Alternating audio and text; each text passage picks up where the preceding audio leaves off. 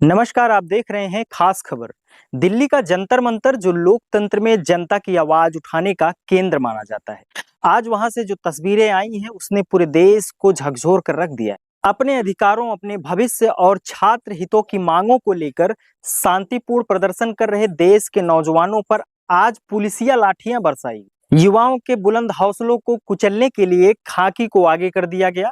लेकिन सवाल यह है कि अपनी जायज मांगों के लिए आवाज उठाना क्या इस देश में अपराध हो गया है? छात्रों के इस आंदोलन पर हुए दमनकारी प्रहार के बाद देश भर के छात्र संगठनों और सामाजिक नेताओं में भारी आक्रोश फैल गया है। इस बर्बरता पर all India backward and minority communities employed federation BAMCEF के राष्ट्रीय अध्यक्ष वामन मेश्राम ने सरकार को सीधे कटघरे में खड़ा कर दिया है।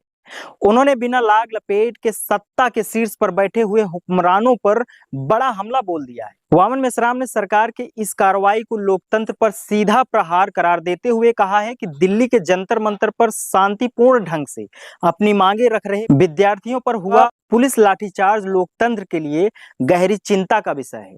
ब्राह्मणवादी आरएसएस बीजेपी सरकार के निर्देश पर उठाया गया यह कदम सरकार की गैर जवाबदेही को दर्शाता है।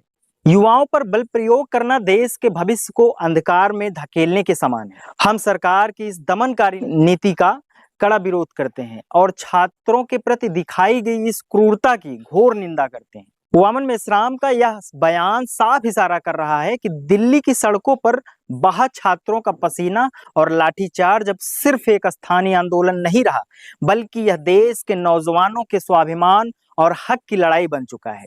सरकार को यह सोचना होगा कि जब देश का युवा सड़कों पर उतरता है तो लाठियों के जोर पर उसकी आवाज को दबाया नहीं जा सकता है। यह सबसे बड़ा सवाल देश के संविधान और कानून का है।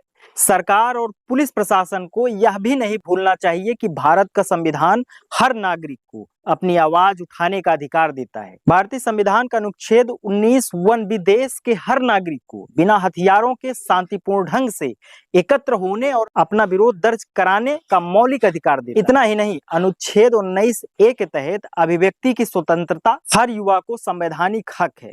सुप्रीम कोर्ट ने भी कई बार अपने ऐतिहासिक फैसलों में यह साफ कर चुका है कि शांतिपूर्ण प्रदर्शन करना लोकतंत्र की आत्मा है, कोई अपराध नहीं है। इसी कानूनी और संवैधानिक पहलू को रेखांकित करते हुए बामसेफ अध्यक्ष वामन मेश्राम ने भी स्पष्ट किया है कि विद्यार्थियों के संवैधानिक अधिकारों पर लाठियां चलाना सीधे तौर पर लोकतंत्र की हत्या है।